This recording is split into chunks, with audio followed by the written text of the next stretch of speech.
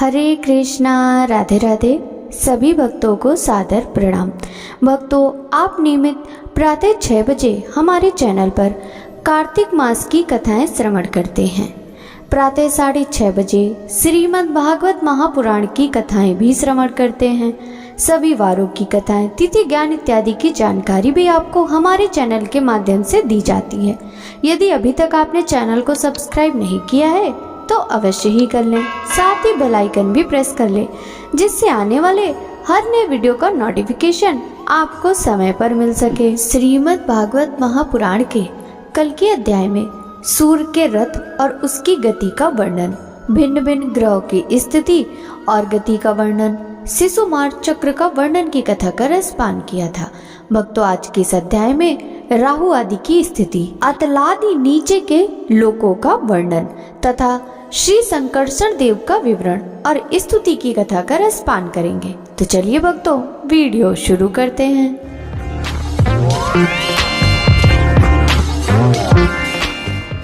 श्री सुखदेव जी कहते हैं, परीक्षित, कुछ लोगों का कथन है कि सूर्य से 10,000 योजन नीचे राहु नक्षत्रों के समान घूमता है। इसमें भगवान की कृपा से ही देवत्व और ग्रहत्व प्राप्त किया जाता है।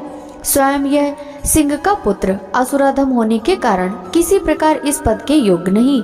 इसके जन्म और कर्मों का हम आगे वर्णन करेंगे। सूर्य का जो यह अत्यंत तपता हुआ मंडल है, उसका विस्तार 10,000 योजन बतलाया जाता है। इसी प्रकार चंद्रमा का विस्तार 12,000 योजन है और राहु का 13,000 योजन। अमृत पान के समय राहु देवता के वेश में सूर्य और चंद्रमा के बीच में आकर बैठ गया था। उस समय सूर्य और चंद्रमा ने इसका भेद खोल दिया था। उस वैर को याद करके यह अमावस्या और पूर्णिमा के दिन उन पर आक्रमण करता है। यह देखकर भगवान ने सूर्य और चंद्रमा की रक्षा के लिए उन दोनों के पास अपने प्रिय आयुध सुदर्शन चक्र को नियुक्त कर दिया। वह निरंतर घूमता रहता है, इसलिए राहु उसके असह्य तेज से उद्विग्न और चकित चित्त होकर मुहूर्त मात्र उनके सामने टिककर फिर सहसा लौट आता है। उसके उतनी देर उनके सामने ठहरने को ही लोग ग्रहण कहते हैं। राहु से 10,000 योजन नीचे सिद्ध, चारण और विद्याधर आदि के स्थान हैं। उनके नीचे जहाँ तक वायु की गति है और बादल दिखाई देते हैं, अंतरिक्ष लोक है। यह यक्ष, राक्षस, पिशाच, प्रेत और भूतों का विहार स्थल है। उससे नीचे 100 योजन की दूरी पर यह पृथ्वी है, जहाँ तक हंस, गिद्ध, बाज और गरुड़ आदि प्रधान पक्षी उड़ सकते हैं, वहीं तक इसकी सीमा है। पृथ्वी के विस्तार और स्थिति आदि का वर्णन तो हो ही चुका है। इसके नीचे भी अचल, वितल, सुतल, तलातल, महातल, रसातल और पताल नाम के 7 भूविवर है। ये एक के नीचे एक 10,000 योजन की दूरी पर स्थित है और इनमें से प्रत्येक की लंबाई चौड़ाई भी 10,000 योजन की ही है। ये भूमि के बिल भी एक प्रकार के स्वर्ग ही हैं। इनमें स्वर्ग से भी अधिक विषय भोग, ऐश्वर्य, आनंद, संतान, सुख और धन संपत्ति है। यहाँ के वैभवपूर्ण भवन, उद्यान और क्रीड़ा स्थलों में दैत्य, दानव और नाग तरह तरह की मायामयी क्रीडाएं करते हुए निवास करते हैं।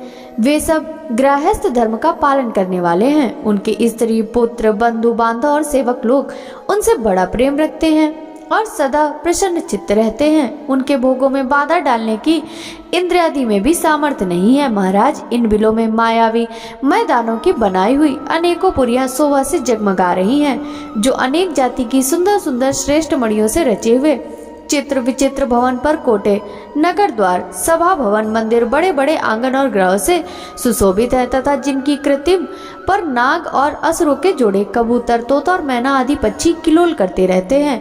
ऐसे पतालाधिपतियों के भव्य भवन उन पुरियों की शोभा बढ़ाते हैं। वहाँ के बगीचे भी अपनी शोभा से देवलोक के उद्यानों की शोभा को मात करते हैं। उनमें अनेकों वृक्ष हैं, जिनकी सुंदर डालियां फल फूलों के गुच्छे और कोमल कपोलों के भार से झुकी रहती हैं तथा जिन्हें तरह तरह की लताओं ने अपने अंग पास में बांध रखा है। वहाँ जो निर्मल जल से भरे हुए अनेकों जलाशय हैं, उनमें विविध विहंगों के जोड़े विलास करते रहते हैं। इन वृक्षों और जलाशयों की सुषमा से वे उद्यान बड़ी शोभा पा रहे हैं। उन जलाशयों में रहने वाली मछलियां जब खिलवाड़ करती हुई उछलती हैं, तब उनका जल हिल उठता है। साथ ही जल के ऊपर उगे हुए कमल, कुमुद, कुवलय, कहार, नील कमल, लाल कमल और शतपत्र कमल आदि के समुदाय भी हिलने लगते हैं। इन कमलों के वनों में रहने वाले पक्षी अविराम क्रीड़ा कौतुक करते हुए भांति भांति की बड़ी मीठी बोली बोलते रहते हैं, जिसे सुनकर मन और इंद्रियों को बड़ा ही आह्लाद होता है। उस समय समस्त इंद्रियों में उत्सव सा छा जाता है। वहाँ सूर्य का प्रकाश नहीं जाता, इसलिए दिन रात आदि काल विभाग का भी कोई खटका नहीं देखा जाता। वहाँ के संपूर्ण अंधकार को बड़े बड़े नागों के मस्तकों की मड़ियां ही दूर करती हैं। इन लोकों के निवासी जिन औषधि रस रसायन अन्न पान और स्नादि का सेवन करते हैं, वे सभी पदार्थ दिव्य होते हैं।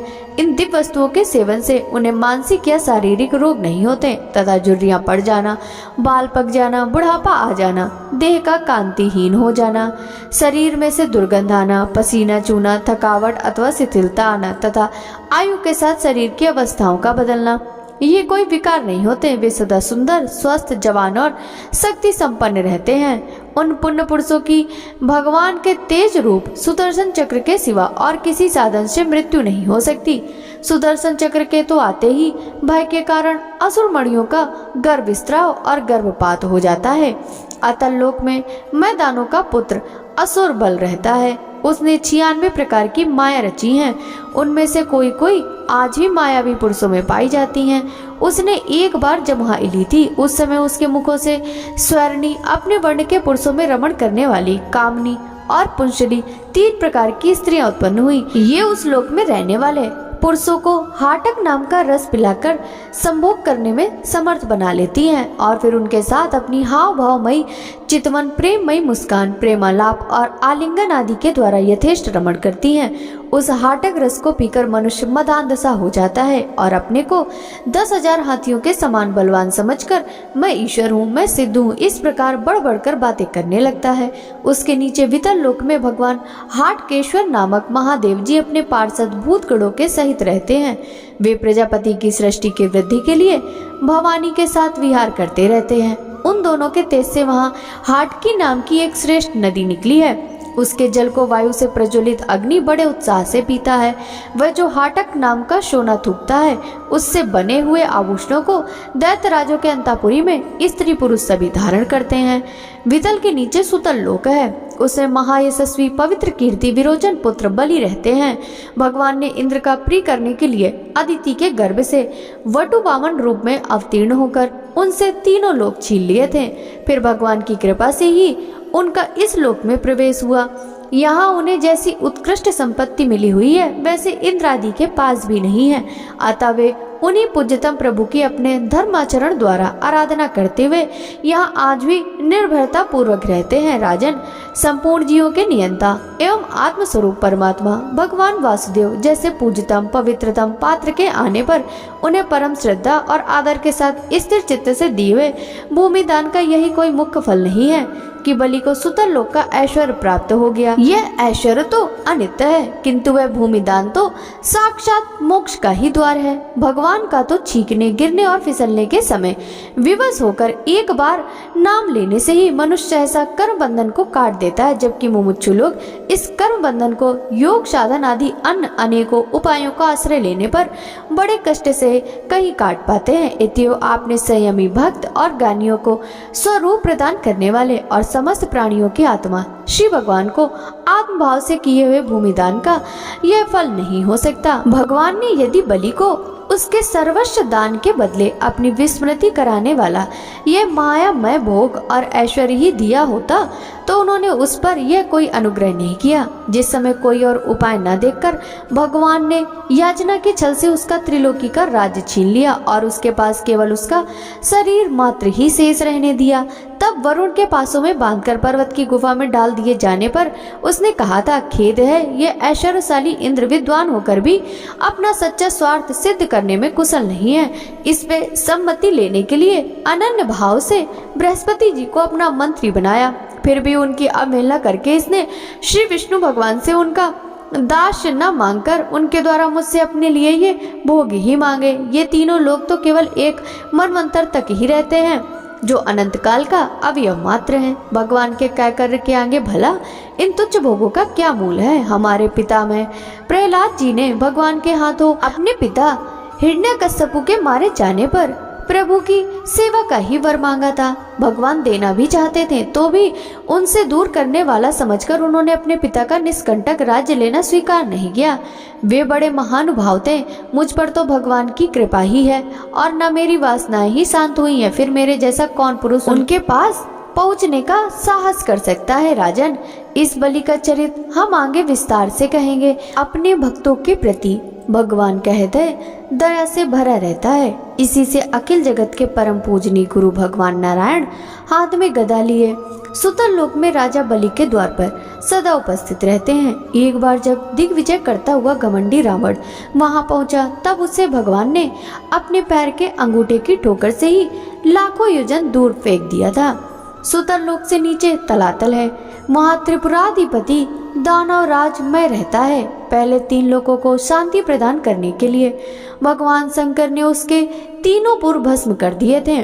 फिर उन्हीं की कृपा से उसे यह स्थान मिला। वह मायावियों का परम गुरु है और महादेव जी के द्वारा सुरक्षित है, इसलिए उसे सुदर्शन चक्र से भी कोई भय नहीं है। वहाँ के निवासी उसका बहुत आदर करते हैं। उसके नीचे महातल में कद्रु से उत्पन्न हुए अनेक सिरों वाले सर्पों का क्रोधवश नामक एक समुदाय रहता है। उनमें कुहक, तक्षक, कालिया और सुसेन आदि प्रधान हैं। उनके बड़े बड़े फन हैं। वे सदा भगवान के वाहन पक्षीराज गरुड़ जी से डरते रहते हैं, तो कभी कभी अपनी स्त्री, पुत्र, मित्र और कुटुंब के संग से प्रमत्त होकर विहार करने लगते हैं। उसके नीचे रसातल में पाणी नाम के दैत्य और दानव रहते हैं। ये निवात कवच, काले और हिरण्यपुरवासी भी कहलाते हैं। इनका देवताओं से भी विरोध है और ये जन्म से ही बड़े बलवान और महान साहसी होते हैं, किंतु जिनका प्रभाव संपूर्ण लोकों में फैला हुआ है। उन श्री हरि के तेज से बाल विमान चूर्ण हो जाने के कारण ये सर्पों के समान लुक छिप कर रहते हैं तथा इंद्र की दूती शर्मा के कहे हुए मंत्र वर्ण रूप वाक्य के द्वारा सर्वदा इंद्र से डरते रहते हैं। रसातल के नीचे पाताल है, वहाँ शंख, कुलिक, महाशंख, श्वेत, धनंजय, धृतराष्ट्र, शंखचूर्ण, कंबल, अश्वतर और देवदत्त आदि बड़े क्रोधी और बड़े बड़े फनों वाले नाग रहते हैं। इनमें वासुकी प्रधान है। उनमें से किसी के 5, किसी के 7, किसी के 10, किसी के 100 और किसी के 1000 सिर हैं। उनके फनों की दमकती हुई मड़ियां अपने प्रकाश से पाताल लोक का सारा अंधकार नष्ट कर देती हैं। श्री सुखदेव जी कहते हैं, राजन, पाताल लोक के नीचे 30,000 योजन की दूरी पर अनंत नाम से विख्यात भगवान की तामसी नृत्य कला है। यह अहंकार रूपा होने से दृष्टा और दृश्य को खींचकर एक कर देती है। इसलिए पांचरात्र आगम के अनुयायी भक्तजन इसे संकर्षण कहते हैं। इन भगवान अनंत के 1000 मस्तक हैं। उनमें से एक पर रखा हुआ यह सारा भूमंडल सरसों के दाने के समान दिखाई देता है। प्रलय काल उपस्थित होने पर जब इन्हें इस विश्व का उपसंहार करने की इच्छा होती है, तब इनकी क्रोधवश घूमती हुई मनोहर भ्रूकुटियों के मध्य भाग से संकर्षण नामक रुद्र प्रकट होते हैं। उनकी व्यूह संख्या 11 है। वे सभी 3 नेत्रों वाले होते हैं और हाथ में 3 नोकों वाले शूल लिए रहते हैं। भगवान संकर्षण के चरण कमलों के गोल गोल स्वच्छ और अरुण वर्ण नखमणियों की पंक्ति के समान दे दीप्यमान हैं। जब अन्य प्रधान भक्तों के सहित अनेकों नागराज अनन्य भक्ति भाव से उन्हें प्रणाम करते हैं, तब उन्हें उन नखमणियों में अपने कुंडल, कांति मंडित, कमनी, कपोलों वाले मनोहर मुखार बिंदु की मनमोहनी झांकी होती है और उनका मन आनंद से भर जाता है। अनेकों नागराजों की कन्याएं विविध कामनाओं से उनके अंगमंडल पर चांदी के खंभों के समान सुशोभित उनकी वलय विलसित लंबी लंबी श्वेत वर्ण सुंदर भुजाओं पर अर्गजा, चंदन और कुमकुम पंख का लेप करती हैं। उस समय अंग स्पर्श से मथित हुए उनके हृदय में काम का संचार हो जाता है। तब वे उनके मद विवल सकरुण अरुण नयन कमलों से सुशोभित तथा प्रेम मत से मुदित मुखार विंद की ओर मधुर मनोहर मुस्कान के साथ सलज भाव से निहारने लगती हैं। वे अनंत गुणों के सागर आदि देव भगवान अनंत अपने अमरस और रोष के वेग को रोके हुए वहाँ समस्त लोगों के कल्याण के लिए विराजमान है। देवता, असुर, नाग, सिद्ध, गंधर्व, विद्याधर और मुनिगण भगवान अनंत का ध्यान किया करते हैं। उनके नेत्र निरंतर प्रेम मत से मुदित, चंचल और विह्वल रहते हैं।